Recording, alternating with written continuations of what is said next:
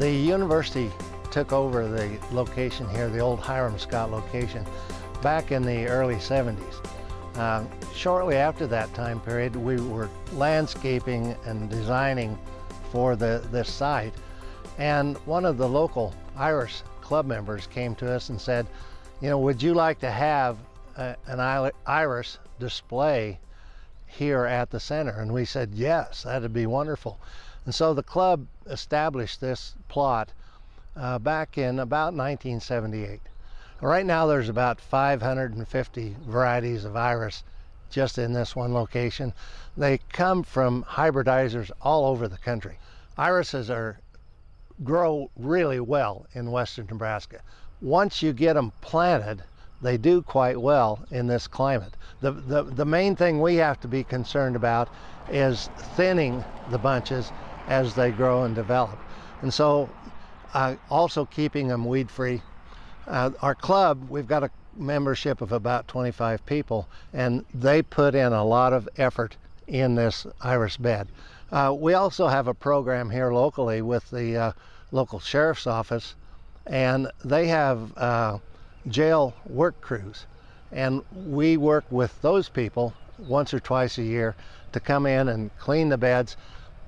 We keep the beds thinned to a number where, you know, we don't want irises growing into each other, and so it's really important that we keep them separated and that we identify the iris varieties.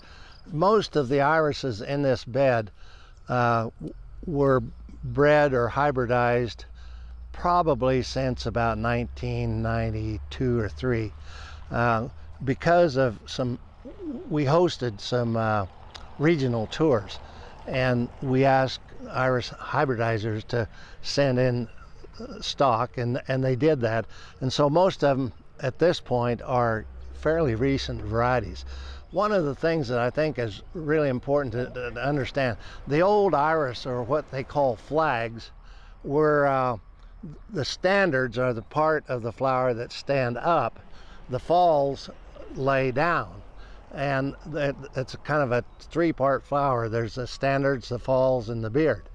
And the old varieties, those falls were real droopy, and the newer varieties, we find those falls are more rigid and more flat and really more showy.